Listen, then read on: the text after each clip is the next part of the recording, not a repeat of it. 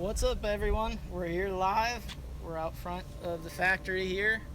We're going to do a little walk and talk, try and beat the storm before it arrives here in Florida. We got my man Schmidt in the house. He's going to be manning the YouTube channel. What's up, everyone? I'm manning the Facebook page, so we're just going to do a little walk down to the shop and give you the full scope of Humanoid, of how we build a wakeboard from beginning to end. We're pretty excited about this. We've dreamed of being able to build our own factory and custom boards since we started the company. In 2008 we started prototyping boards, and 2010 I think was the first year of commercial production, and then 2013 was our first year of full board and boots. So we've come a long way, from where we started, and kept building it on blood, sweat, and tears, and just really excited about what we're about to show you here. Everything is off the cuff. It's unrehearsed. We have not ran through anything really. It's just we do this quite a bit, so it's kind of natural for us just to walk through. It's not nothing's off limits in terms of what you're going to see. It's all the machinery here that we're going to show you is just built by this man right here and the hardworking team we have. And really, just comment away if you have any questions about how things work. We've got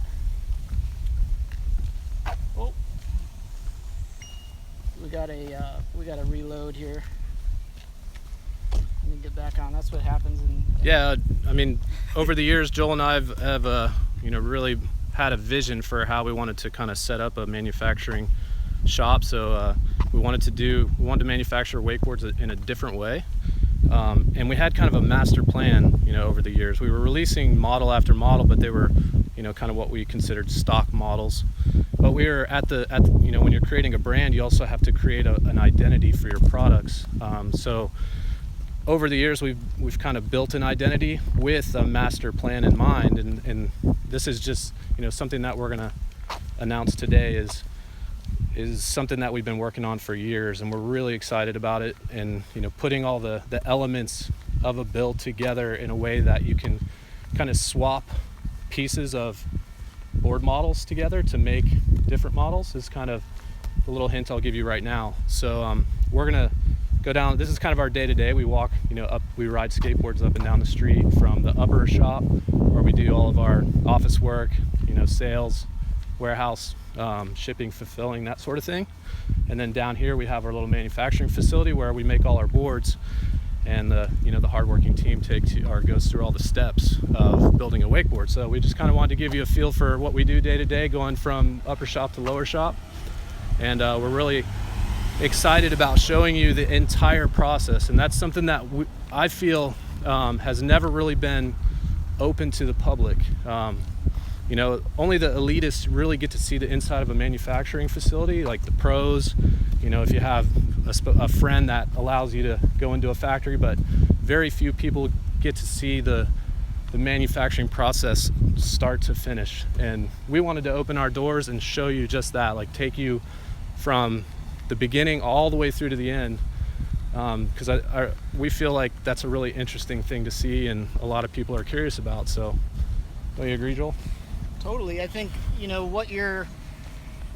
one of the limitations you see in wakeboarding is oftentimes you're told what board may be good for you based on a lot of different factors, but with what we have here, it's truly a custom design, custom board that we're about to show you, and it kind of has been from the beginning. These are, there's no automation process really in it. It's just complete manual labor, as you're about to see. So Kyle and I have programmed an app over the last couple weeks that coordinates our production with the app, so that the guys can build you a custom board quickly. And I think you guys will be pretty excited about what we're going to release here. And yeah, like I said, it's going to be loud, so it might go in and out. We're going to connect to Wi-Fi here in a bit. It'll be a little bit louder once we go in. Hang tight with us. We got some giveaways at the end. We're going to build a brand new prototype wakeboard. It's a new shape, new design. It's semi-custom, meaning you can buy it with different bases, but you could also go full custom with it. So we walked up to the manufacturing facility. We got the guys. I'm going to switch a view. Got the guys all here. They're ready to start the board build. We're going to switch over here to Kyle, and he's gonna take the lead here on some of the technical aspects of the build and kind of bring you through the more technical portions of the build. So I'm just gonna kind of kick it off here with the cores that we use. You can see there's maybe 16 cores for you lucky people that are going to build their first custom boards here. So yeah, the core, every board starts with a core, and we have 2 different core types right now. So I'm going to give you a closer look at our core type. So this core has just 4 horizontal plies. So what we did with this core is we took out as many glue lines as we possibly could, and these are 100% Polonia wood cores, which is a super resilient wood. It's fibrous, it's strong, it's really, really hard to break, and we just don't have our cores break, which is a great thing. So in this is our quantum core. This is for more geared towards park rides or park boards. So we only have 3 glue lines in this. You can see them right here. You got 1, 2, 3. So we call this horizontal lumber right here. And then our other core, this is our I core. You can see the difference. You have a lot of glue lines, and you have vertical lumber in this one. So the glue lines add stiffness to the core. Every one of those glue lines adds stiffness to the core. So that's geared towards more of a boat board, or a board with a stiffer flex profile. So every board starts with just a raw core blank like this. You gotta mind all the machinery. So we're gonna come see Bo at the CNC machine. Hey guys. This is our 4-spindle CNC machine right here. So we can process 4 cores at a time right here. This baby does all the grunt work of our core processing. So we got a blank core right here on the table, and we're going to start with what we call our cut 1. This is going to put a trough. It's going to cut a trough into the core so that it can house our sidewall, kind of like this. And we're going to show you, I don't want to show you too much of that because we're going to move on to that step here in a second. So go ahead, Bo, you can run this. You can hand it off to Jason. Yeah. I'm gonna hand it off. Dual control.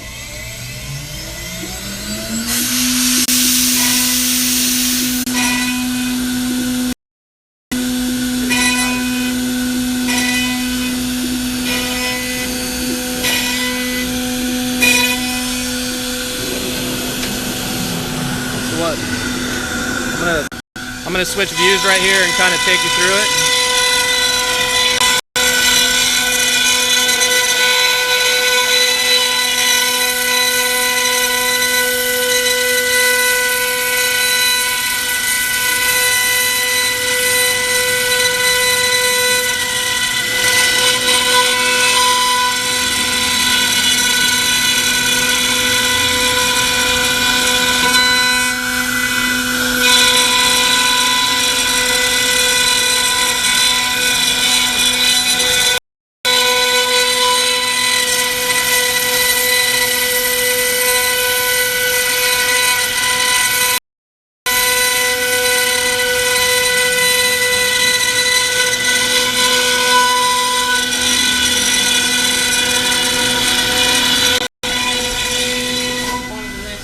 So that's a 7-minute process. So we're not going to watch the whole thing. We're just going to move on over here to the sidewall layup table, and we're going to stop by. Poured urethane, we don't like it quite as much as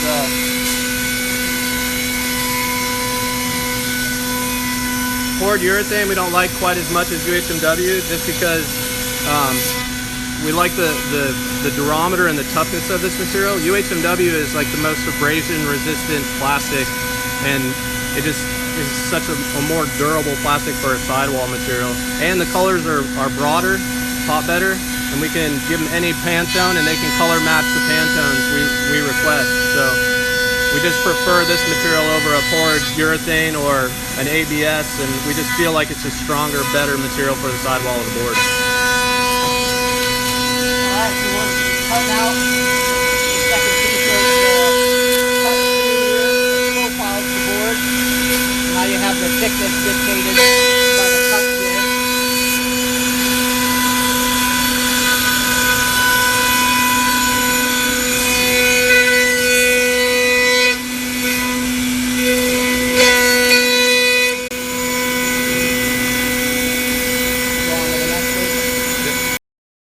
So what that does, that fly cut, we call that cut 2. That fly cut gives the board a perfectly flat surface and gives us a surface that we can cut our insert block pockets into.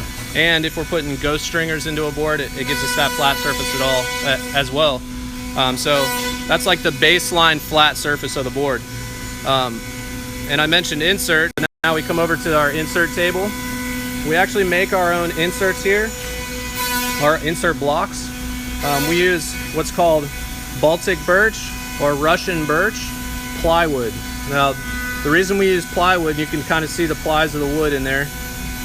The reason we use plywood is because the grain of the wood, the grains are all staggered in plywood. So you have grain going this way on the first layer, and then on the next layer it might be going like this, and then as you can see there's five layers in this block. So having the grain of the wood staggered makes it super strong, and it stops the inserts from pulling through. The reason we use wood blocks of birch wood, which is really, really hard, is so that resin will absorb into the wood on the block, but then also absorb into the core. So you have like a union between the wood of the insert block and the core. This is different than a plastic insert block. Plastic, no resin actually absorbs into the plastic, so you don't get a great bond, and that's why you see a lot of inserts blocks and inserts pulling through boards. We don't have that in our board manufacturing. We also came up with this custom insert, which allows us to push the inserts closer together and stops them from spinning. Because you know, some people have experienced inserts spinning in the board and you can't get your binding screw out. Or it just pulls through the board. So we're able to smash the inserts closer together to give you more stance options. And you can see kind of our little arbor press right here. He's going to line up some inserts. So this is all custom designed for our board. This isn't just a raw stock item. We had this designed for us. You can see Talon's lining up some inserts, and he's just going to smash them down. Bam. Make sure they're in nice and flat. There's some cool details in this thing. You can see a little gap in there. That little gap between the insert block actually lets resin flow underneath it too, and then up through the insert to make sure that it doesn't spin as well. So some high detail in such a small piece of hardware in your board right there. You can see all got buckets of inserts right here. All right, so let's go over to the other part of the build, the station where we press a board and lay it up. So it's another piece of the factory that we are going to walk into, right? Or actually, we were going to come back. We can go over there and look around until this fly cut's done. Because we're almost done with it.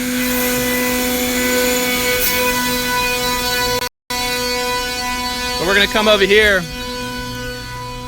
We call that the dirty side. This is the clean side.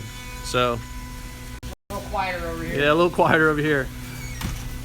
So this is where a lot of our material processing happens. So we have our die cut bases. We're going to show you a die cut or a cutout park base, how that's done on a CNC machine on the other side.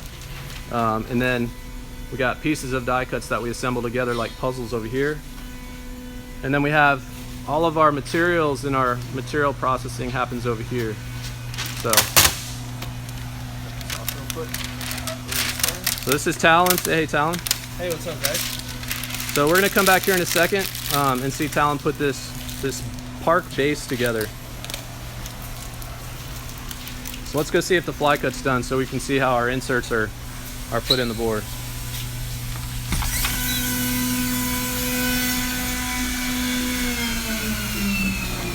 So as you can see,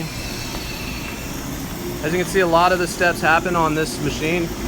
We've set this up specifically for you today just to show you each step individually, but typically when we're manufacturing a board model, we'll do 4 of one step at a time so we can get it done quickly. So Bo's going to show you how our insert pockets go in the top surface of the board right here. And we can put the way our inserts are designed is we can put them at any width. And I'm going to hint at requested stance widths here in a second. So we can put inserts anywhere on the board for you. That's all I'm going to say about that, right, Joel? We're going to give you little hints along the way, and you might be able to guess what we're hinting at. So go ahead and start it, Bo. So Bo just dropped spindle 3. Spindle 3 is going to put insert pockets in the board.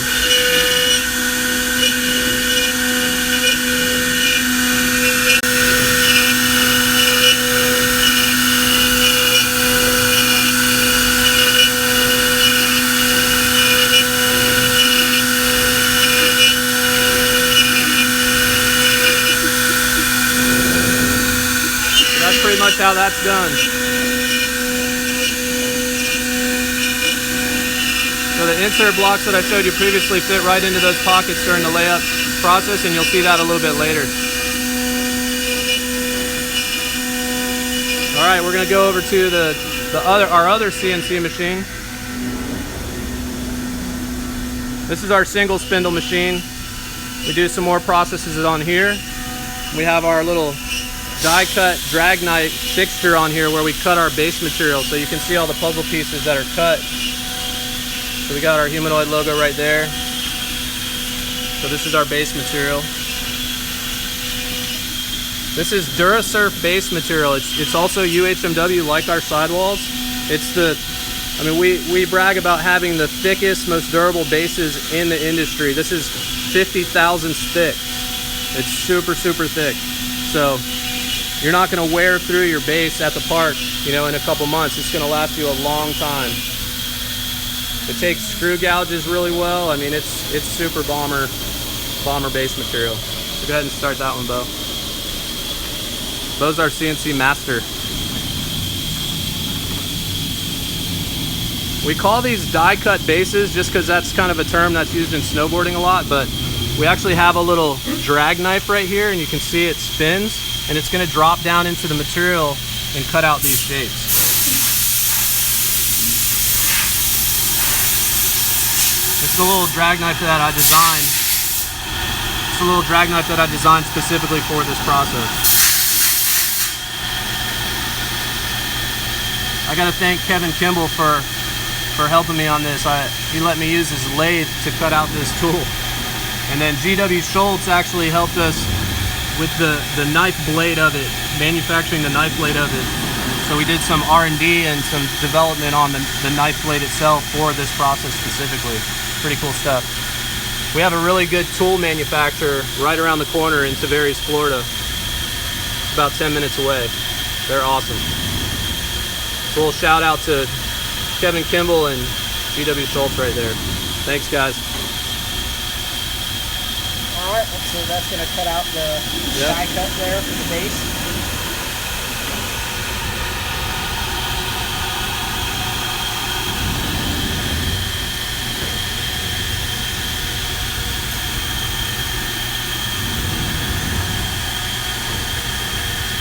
I want to mention... How many colors is this?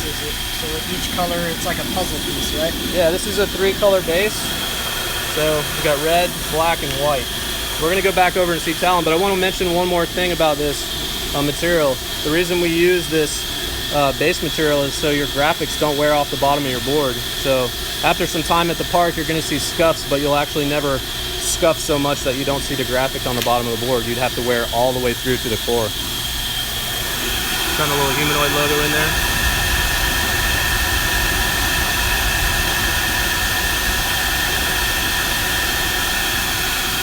Pretty cool stuff. Let's go see Talon. He's gonna put this together for us.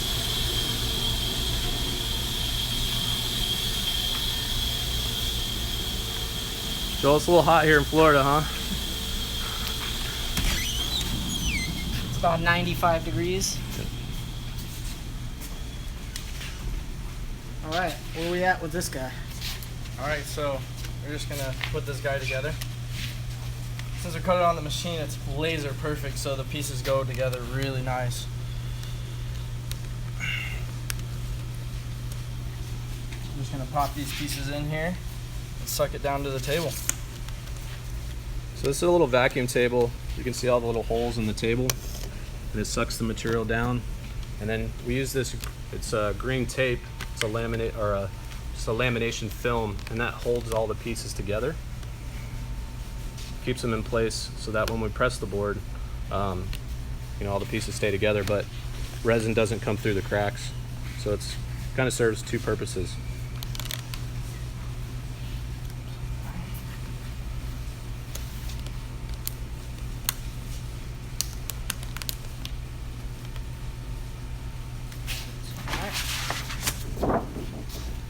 So he puts this sheet, this is kind of a scrap sheet that he puts on here just to help it pull vacuum so it can suck down on the table. It's going to kind of massage the pieces into place.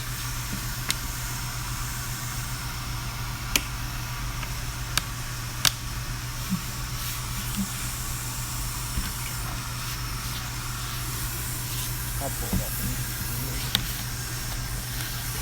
Sometimes you got to work it a little bit. And once it's sucked down, you can take that off, reposition anything if you need to. Sometimes you run into some alignment issues.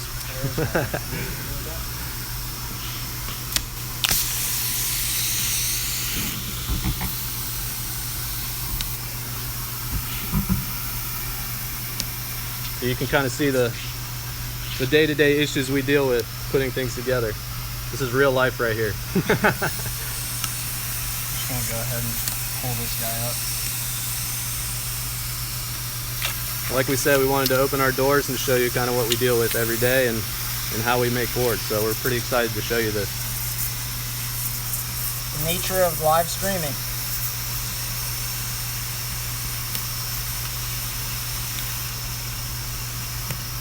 There we go. Nice work.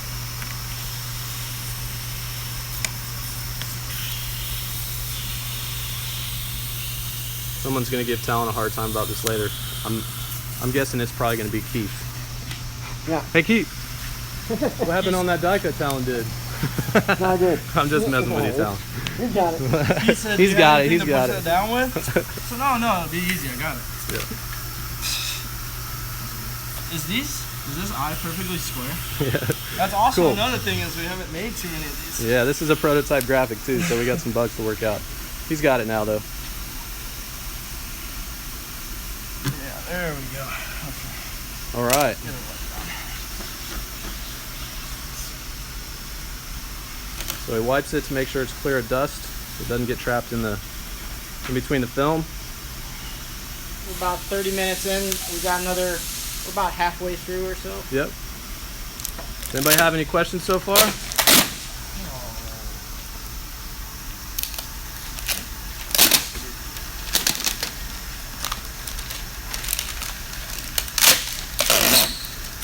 Sebastian asked, do you guys have one person for each part of the process? No, we all wear many hats, so like everybody does, you know, different parts of the process. Just a small crew down here at Humanoid. So yeah, we all do a lot of stuff. Bob says no pressure, Talon, no pressure. Bob? You, Bobby? Ethan says, is there a benefit to the knife tool over a laser cutter? Yes, cost. What's that? So Ethan said, is there a benefit of the knife tool over a laser cutter? The knife tool, the way that we have it designed, actually, when it cuts, it actually cuts a V, and when we cut it with the good side face down. So when it cuts a V like this, the seam that's facing down actually gets really tight together, so resin won't go through it. So that's kind of why we use the knife blade instead of laser cutter. If we use the laser cutter, it would actually singe the material where we cut it and probably melt it and create a gap. So what we like to do on our die cuts in order to conserve material is we alternate colors. So we use a sheet of white, a sheet of red, and then we flip those colors. So this would come in an all white with red, and then we would do like 3 colors in this situation. We would do all black with white and then red, and alternate all red with white and black, and then all white So with we black got and red. red with black and white as a 3-color die cut. Yep. Okay. So that allows us to have 0 waste, basically. We're not, cutting just specifically black for this piece and having all the surrounding black wasted and thrown in the garbage. We cut 3 sheets with 3 colors, and we alternate those 3 colors to have 100% usage. So Awesome. So let's walk over to our materials and talk about our reinforcements a little bit.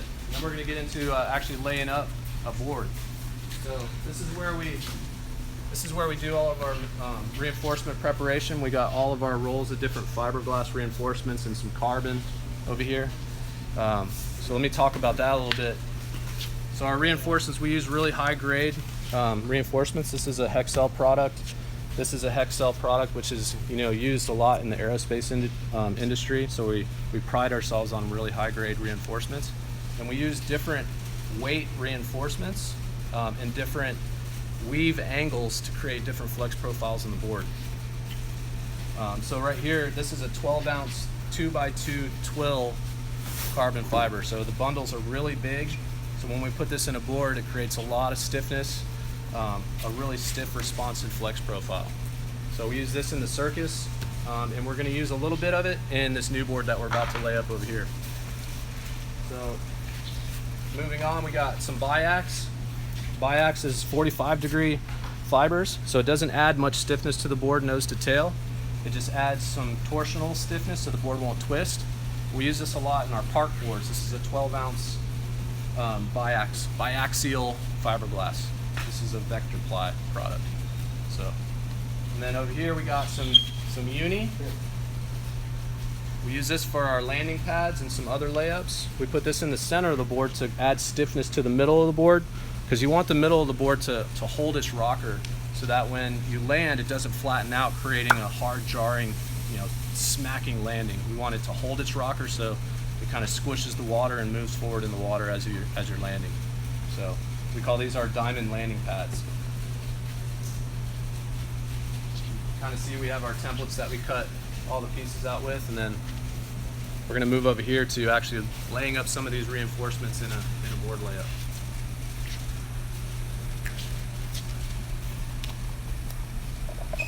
So these are our board layup tables.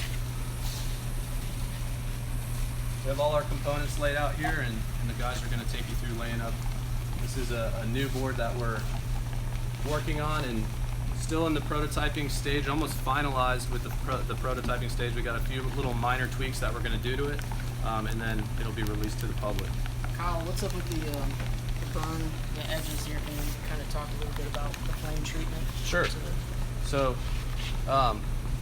UHMW, in order to get the resin to bond to it really well, you have to scuff it and you have to flame treat it. You have to kind of activate the molecules of the plastic to get it ready for bonding. So in this board model, we don't have a transparent graphic, so we don't really mind if we singe the wheel a little bit.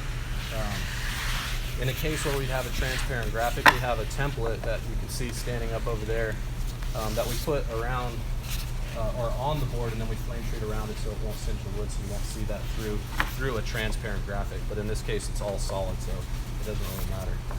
But that's the flame treating process to get it ready for bonding. How long does the layup usually take when you go from pouring the resin all the way into the press? It takes about 6 minutes. If the guys are, in a good workflow and they're hauling butt, it's about 6 minutes from pouring resin mixing to putting it in the molds and putting it in the press and hitting go. Keith dropped the insert blocks in there. We're ready to go. Laid it up with a little bit of carbon fiber.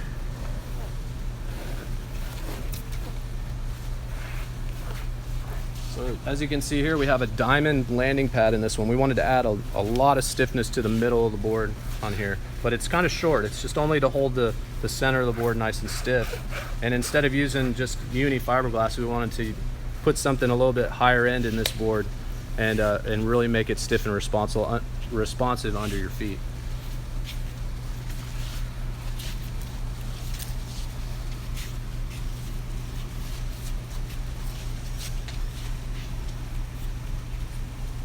So you can see over here, while they're kind of doing that wet out stage of the process, we have a prototype mold. We wanted to kind of show you how we use plastics to prototype boards. So this will eventually get made into an aluminum mold, but in order to, you know, conserve money and have the flexibility to, you know, do revisions of the actual prototype. So like this thick piece of plastic we can cut 3 times and still press boards and make changes like we want them, get it really dialed in, and, you know, until we're happy with it. Then we'll take it to aluminum. We'll bend a piece of aluminum and mill that into the aluminum. How are they doing on the layup over here? Pretty good, pretty good. A little different than normal. Yeah.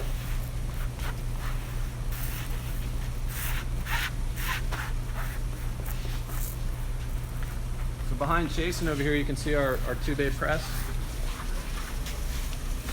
So we got a board in the top bay right here cooking, and then we got the bottom bay, which we're going to use to press this board. So we can press 2 boards at a time. We have another board that is all laid up and ready to go. So as soon as those guys get that one in, they're going to come over to this table. They're going to go back and forth, just laying up boards, and we do that all day when we're in production. Over here you can see our stack of molds. So the way we did our mold sets is kind of for our master plan. So this has been kind of a vision that's happening, you know, over the course of years, like I mentioned before.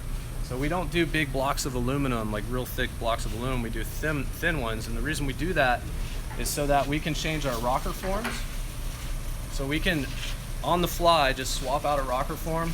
We can change the rocker of the board at any time. We're not locked into a certain rocker. We can control that rocker with heat, pressure, and our glass layup. So if we change the ounces of the glass, make it a little bit heavier, the type of glass, we can make the rocker, you know, more abrupt, less, however we want it. So we're not stuck into a certain design after those molds have been cut. And hopefully this gives everyone a better picture of how extensive the process is in terms of manual labor and hard work it is for just one board. You know, you're doing quite a bit of, there isn't a whole lot of automation in this, and you know, it really pays off in the end result.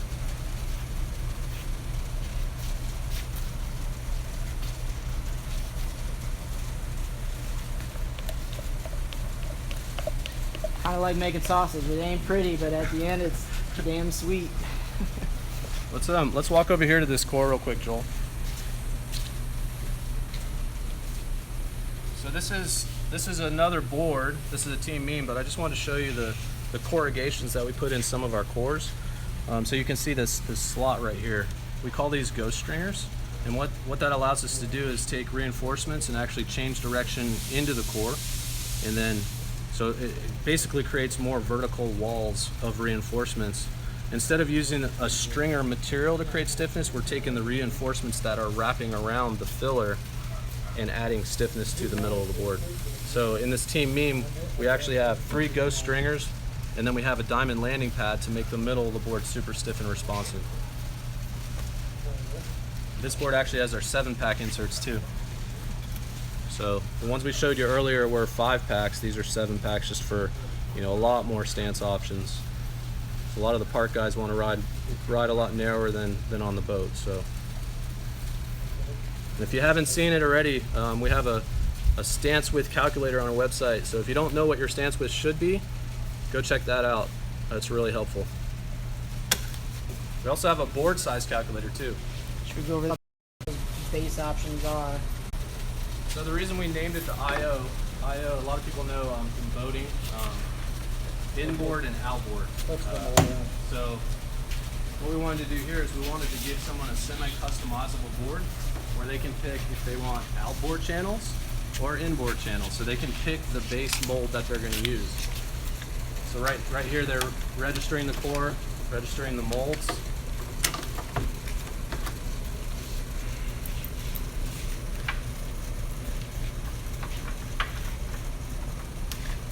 Stephen asked what heat we're baking this one at. With this resin, we're heating this board up at to 140 Fahrenheit. So we have some different resins that we use. So depending on the board and how much rocker we want to put in it and the rocker form that we're using, we use a lot of different heat settings. And we can, on this press, we can heat the top of the board different than the bottom of the board to give the board its specific rocker. So that's kind of how we control the rocker. Braden asks, how do you account for the flex back in the wood when you're making your molds? We always overbend. The great thing about having cassettes is you can bend them as much as you want.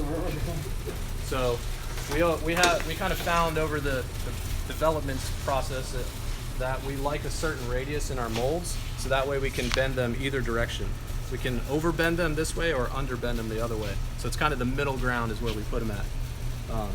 So that way if we have a really aggressive rocker form in there, it's not going to, the molds will actually bend to that rocker form. If we have a mellow one in there, they'll bend the other way and it doesn't affect the mold. So it's pumping air into a gigantic tube, and that crushes the cassettes together. Yeah, you can see our air compressor just kicked on. You can see the airbags right here. So this board will sit in here for about 20 minutes, Keith? 25 minutes. All right, it's cooking. So Ethan asked the drying time. So drying time for all the resins. In the press, it's about 20. On average, our boards are 20. We have some that we cook at like 25 minutes. But the pot life of our resins are also different. There's a lot of different variables that we're juggling around depending on what board model we're making. So most of our pot lives are around 20-25 minutes. So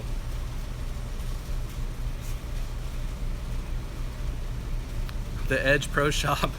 I'm not answering that question. What's up, the Edge?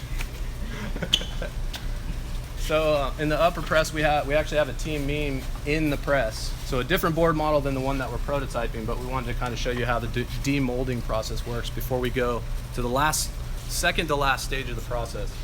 This is the gratifying stage where you actually get to pull the board out.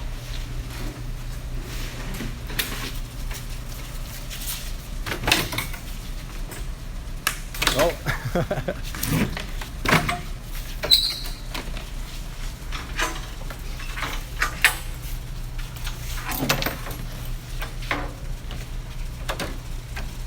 And there it is. So this is the Trevor Bashir Team Meme 137. So pretty cool. So this is what it looks like raw when it comes out of the mold. It's just a rectangle. We're gonna take this raw rectangle. We're gonna cut off the registrations on during what we call our cut 4 on the machine over on the other side, on the dirty side of the shop. So let's head over there and check that out. This is where we really get to see the true shape of the board come out. Thanks, guys. Thanks.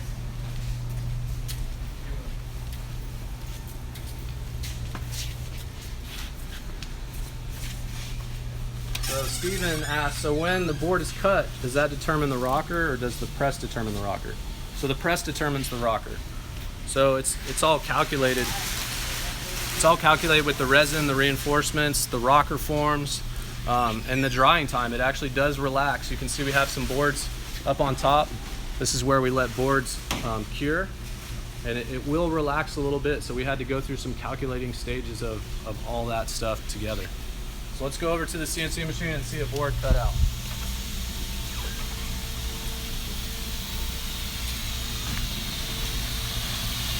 So we come back to our single spindle machine and we have the IO. We have another IO that we pulled out earlier, and it's registered for a cut 4. So we're going to go through a series of tools to cut out the perimeter of the board, and something that we really take pride in is our sculpted sidewall family of boards, and that's kind of the identity that we've been building over the years. Is something that's unique to Humanoid is really broad shapes on the side of the board that give Humanoid its identity. So Bo's going to take you through a series of tools, some custom bits. Before he starts this program, I'm going to show you some custom bits. It's got some cut marks on it. So this is a profiling tool, nice and pretty, gold. So GW Schultz is our tool company that helped us develop this too. This is specific for our process. This is a compression bit. These shapes on the side of the tool actually pull down on the top lamination line of the board and then pull upward on the bottom lamination line of the board. And that relieves the stress on the cut. Doesn't pull it apart as it's cutting, it compresses it together. So. And then here we have a profile bit that we use to give it its sculpted sidewall identity.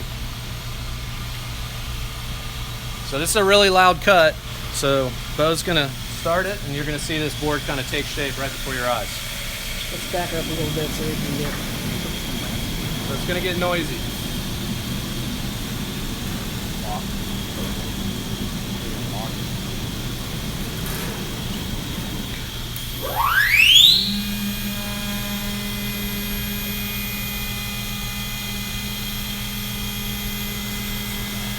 How do you?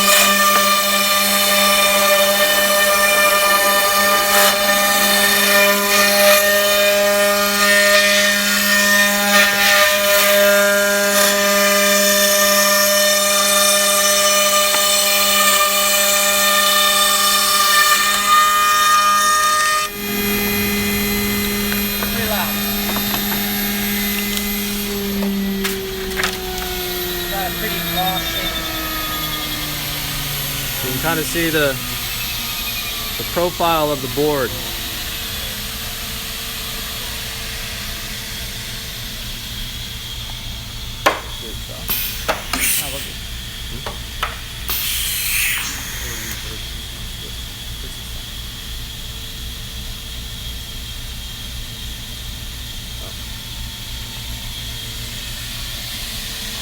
All right, here we go. This is the second tool in the sculpted sidewall tool.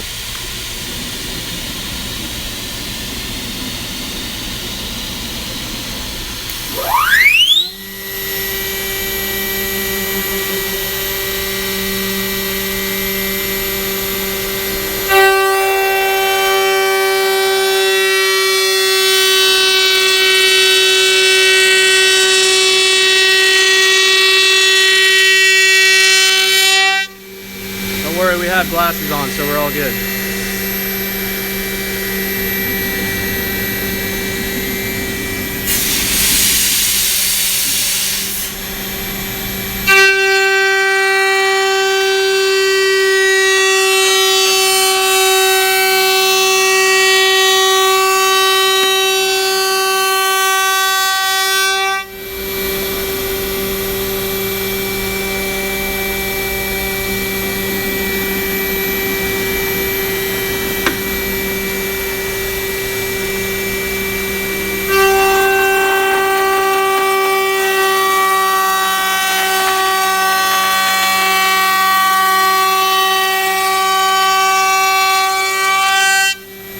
You can see the profile come out.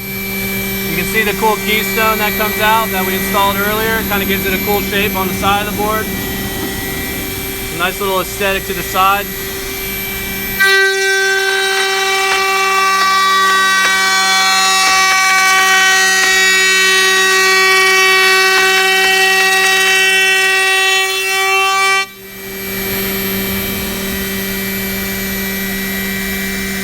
So each cut takes about 7 minutes. He's going to go through 3 tools and then the second tool, he's going to run it again, and it's going to clean up this sculpted sidewall. Just take a little bit more off to give it a nice clean finish. And then after we go through all those tools, we're going to take it to the finishing stand and do a little cleanup work on it. And then it goes back up to the shop for quality control, packaging, and then hopefully out to someone to ride. So here comes our gold profiling tool. What this does is it takes off a little bit of the edge of the board, puts kind of a bumper on the board.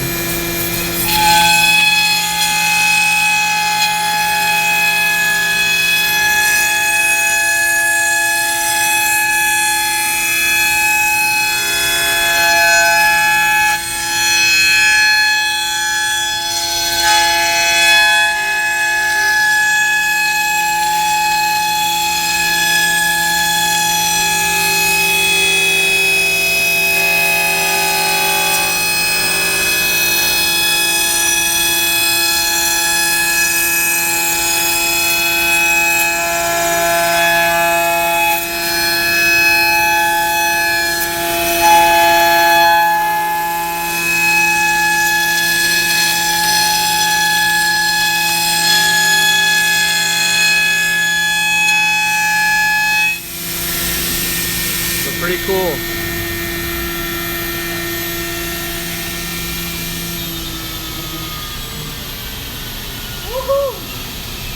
Yeah, that looks sweet. So someone asked what we're using to pick up 0 on this step. What he means by that is where do we locate the program. So 0 is these registration holes. We have one on each side. So we register one of these holes with a probe. Bo, if you want to run and grab the probe real quick. We stick a probing tool down in this hole, and we probe the hole to find center of the hole. We come back up, and then we go half the distance to the middle of the board, and that's 0 on X and Y. And then table height is our Z0. So there's our probing tool. Not for misuse. So there you go. So we'll go ahead and release vacuum on this guy and take it over to the finishing stand, and we'll clean it up.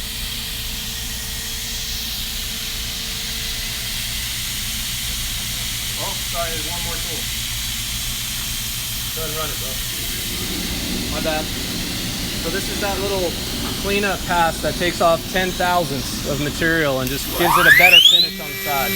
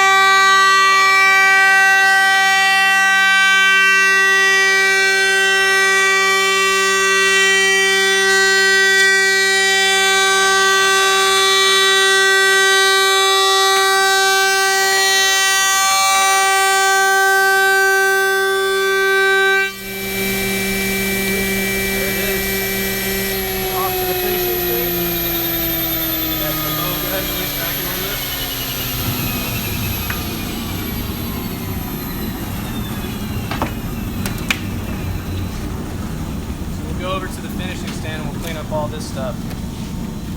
Make it look pretty.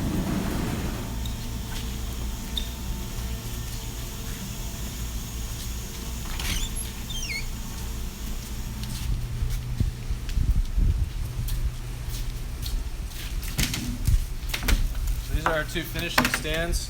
What we'll do is we'll take a DA and then another tool and we'll clean up the edges. And then over here we got Keith, he's going to drill out our inserts and kind of show you how we do that step real quick. Go ahead, Keith. Sure.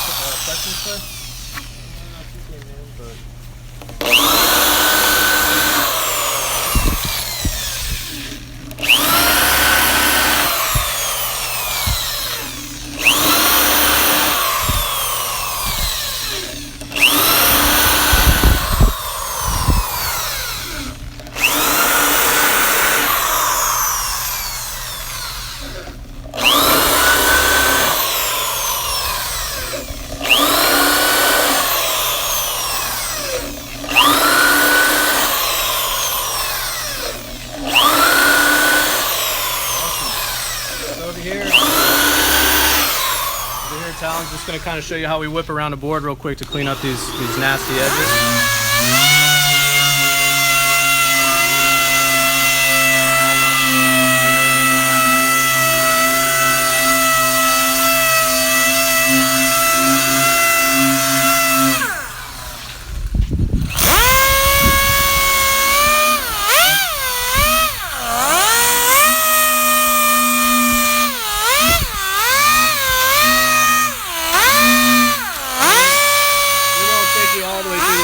But you can kind of see this. Talon, why don't you switch to the other tool and show them the other tool that we use to kind of polish the edge.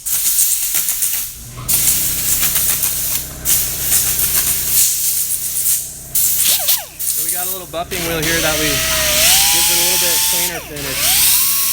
Basically polishes the edge of the board. Awesome. Thanks, Talon. One thing that a lot of people don't realize too is if you look close, and this is something that we leave on until it goes up to the other shop for quality control and packaging, is if I peel this corner right here, see this corner right there?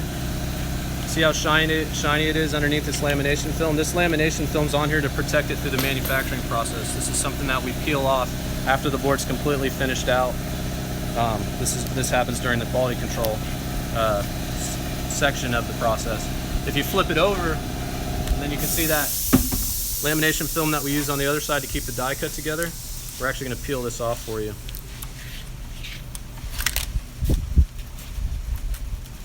So you can see this finished die cut that's wrapped around the...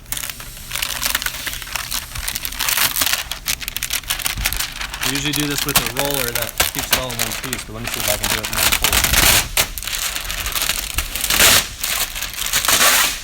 Oh, almost.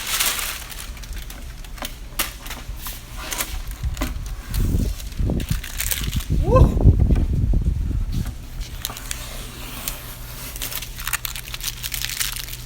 So there you have it, a nice bold graphic, and this is, like we said, this is our outboard version of the I/O.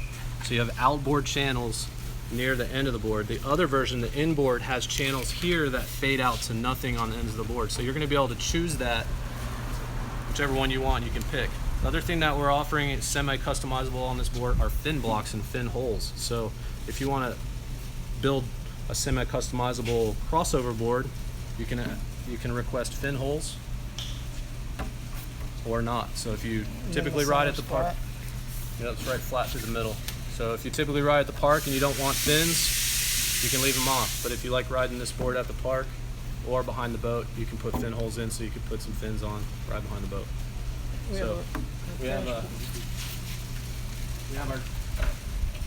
This is the red version right here. So you can kind of see the two different bold graphics that we do. So that's basically it. That's the full process of how we build boards here at Humanoid in Florida. Let's look at the finished deck of what it looks like.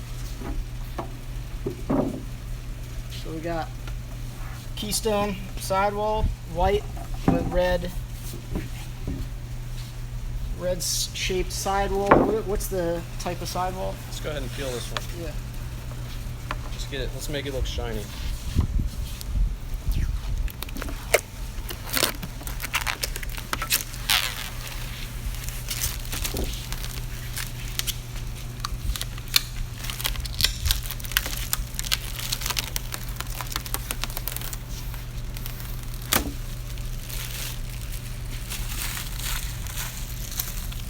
Sweet. You can see the shine. Brand spanking new. Not bad for the first run. We're still making some tweaks to this board. It's a little thicker than we would like it to be, so we're going to trim some fat out of it right through here, make the ends of the board a little bit more soft and a little bit more flexy. So we've got just a little bit more work to do on this, and then we're going to cut metal and then get it into production. So awesome. There it is. First prototype. It's a 142. Should we give it away? sure. I think we need to give it away. I think the first person we're gonna do. I think what we might do is, how about we, in a couple of minutes, we'll release the board builder application. We'll post a link into the comments and into the YouTube channel Well, where you can what find is the board builder, Joel? So the board builder is a custom board that you can go and build yourself from beginning to end. We just did a walkthrough of what you'll find in terms of the build process, but what you guys can do is go in and customize the top mold, the bottom mold, the perimeter shape, the graphics, all the way down to the layup. And we're gonna give you a link in a couple moments where you can go in and play around building your custom board. And I think we give away the board. Would you want to refund the first person that makes a purchase that builds this identical board? Will basically refund you and ship out the first board that we just made here, and you'll get a free wakeboard. So you build the sidewall, go through and try and match this entire board, red base, 3-color base, and then this top sheet with the sidewall there, and choose the layup that you want. And the first person that comes through, we'll leave the link up for after the stream is done, and post the link, and we will ship this board out to you, the first order that comes through, and then announce it so that people know who the winner is. So thanks for. So don't worry, if you buy it and you're the first one, we'll refund your money. You're gonna get a free board. And if you buy it just to try it, we'll still refund your money if you want to try and be the first one. So either way, hopefully we can make your experience with building a custom board fun and exact down to the last detail. So the cool thing to sum that all up is over the years we've taken all these different mold shapes and formatted them in a way. So all those molds I showed you earlier right there, we've formatted those in a way that you can swap them all basically. So you can put them on any perimeter shape, any layup, any size. So you're going to be able to go in, pick any size board you want from 150 down to 130, any rocker, your stance width, the whole deal. I mean, this is a very extensive custom board builder app that you're going to be able to play with and finally be able to build a custom wakeboard specifically for your needs. So we're super excited about that, and hopefully you guys enjoy it and put it to good use. Thanks for joining us. Hopefully we do a few more of these throughout the year. This is our first try at it, and it was live, so pardon the screw-ups, but we'll make it better and keep showing you more boards as we're releasing them, and new graphics to come, new announcements, so stay tuned. Let's get the team together real quick. Come on over here, everybody. Keep up. Woo.